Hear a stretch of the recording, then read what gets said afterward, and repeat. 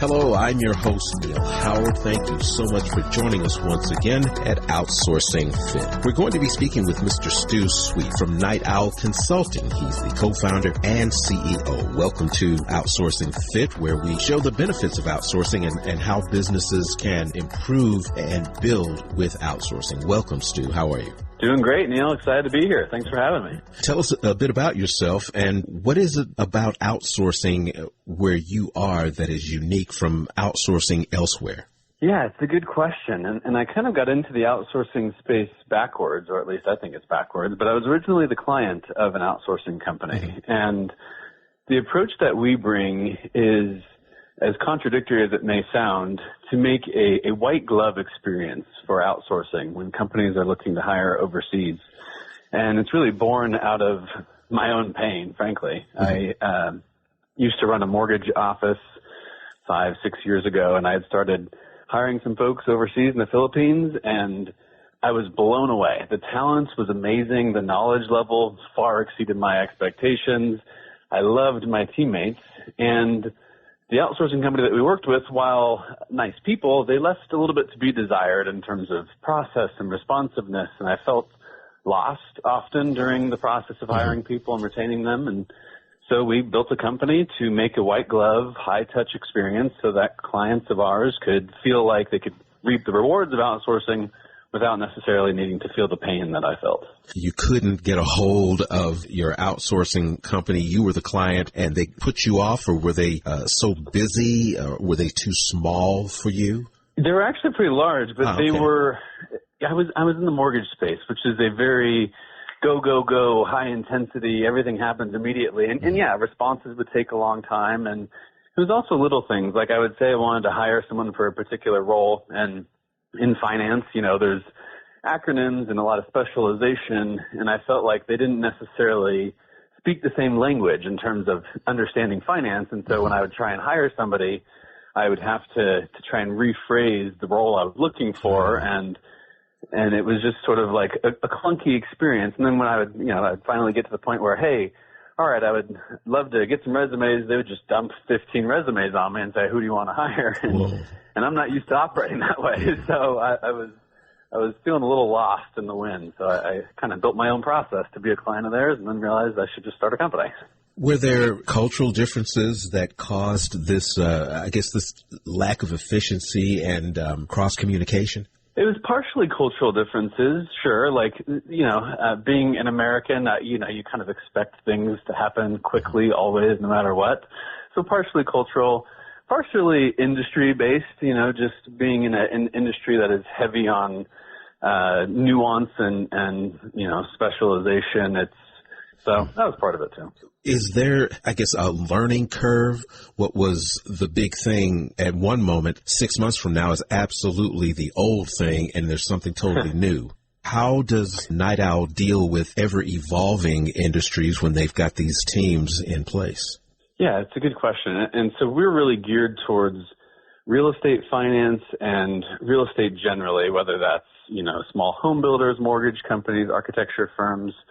And there's definitely an element of adjusting to the times, but I think the bigger thing is just that people in those fields don't have a high tolerance for having to figure things out themselves. Yeah. Like, they are busy. They're constantly going. They've got a client calling them to say something needs to get done now. And the last thing in the universe they want to do is sit down and sift through resumes by themselves, or to sit down and train employees that are going to be hired for them. So that's part of how we work with those people is we tee candidates up for them. We pre-screen them, have them take IQ tests and personality tests. We interview candidates on their behalf and then make recommendations to them. We train employees before actually onboarding them to the client. So we go to great lengths to make it easy for the client. So again, like our guiding principle is to help companies leverage the benefits of outsourcing without needing to become outsourcing experts. And so from soup to nuts, we try to address all the things that might be frustrating for the client so that they can just tap into the benefits and have an employee that happens to be overseas but is great at their job and just folds right in.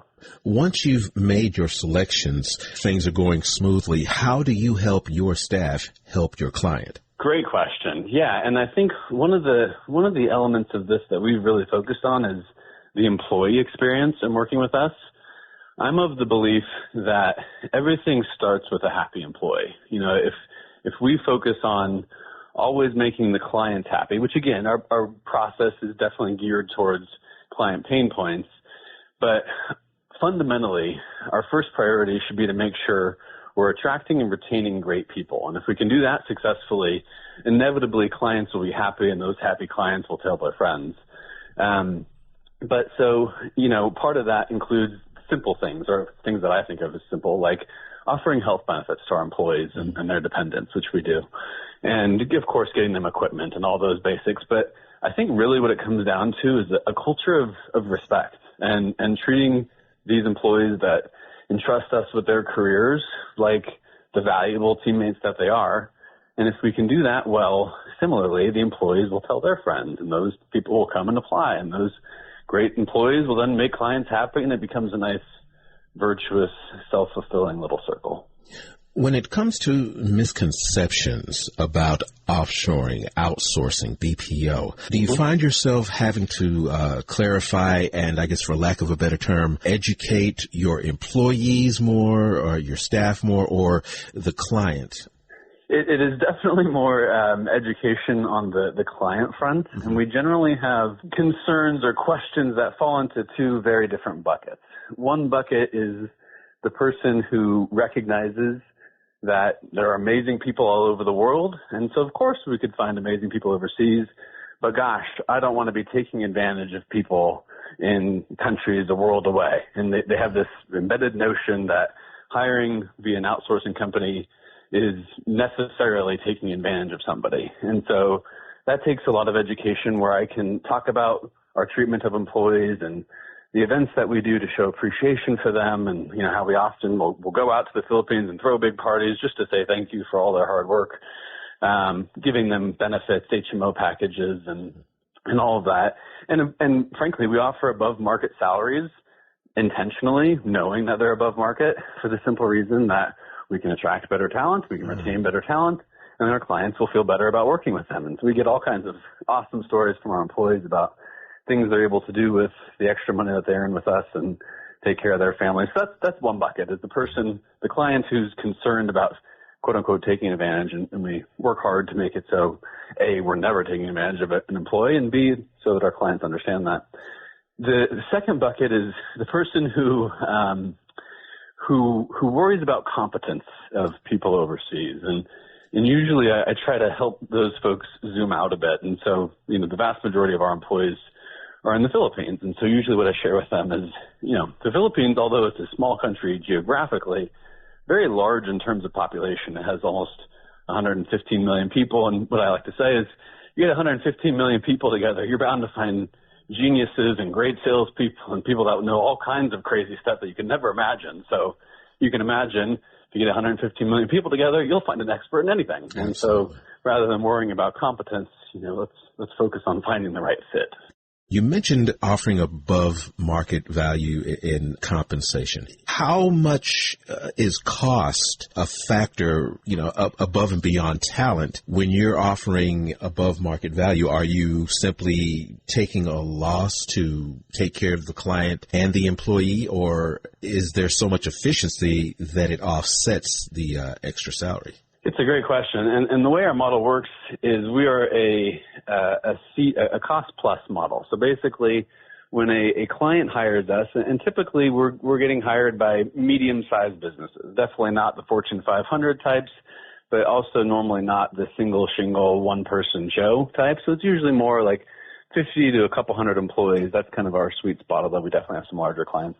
But anyway, so point being, when we are engaging with these clients, rather than saying, hey, anytime you hire somebody with us, it's a flat fee of $3,000 or, you know, whatever construct. Instead, what we do is we keep it simple and we say, our management cost for this employee, for this category of employees, is $500 a month. Their salary request is X. The cost of their benefits is Y, which we'll administer on their behalf. The government mandated benefits are Z. So lumping all this together, the total cost of this employee to you, client, would be $1,700. And we do it that way very intentionally, because then when I'm talking about offering above market salaries, it is really being passed through to the client, but it's a negligible difference to the client, because I'm talking about maybe a 10% above market salary in the Philippines, which maybe translates to $100 extra for the client. But the client can feel good about the fact that that's going to go a long way for the employee and be an extra motivation for them to work hard and increase the likelihood of them staying long term and increase their desire to learn new things and help the organization. So a relatively small amount of money can go a long way. But the important thing is the client needs to know that money is going to the employee. And so I really don't like the flat fee model of we're going to charge you per service, or we're going to charge you a flat amount no matter which employee you hire. I really think that the employees earn their wages with their knowledge and skill set, and we should just be charging whatever markup management cost is reasonable, but that most of the benefits should go to the employee, and so that's why we do that cost plus model. Stu, how can folks get in touch with you? Give us a website and some contact information as we close. Yeah, absolutely. My website is nightowl.consulting. Email is stu.sweet@nightowl.consulting. Happy to talk with anybody who has questions and explain more about what we do. It's been a pleasure. Thank you so much for telling us all about NightOwl Consulting.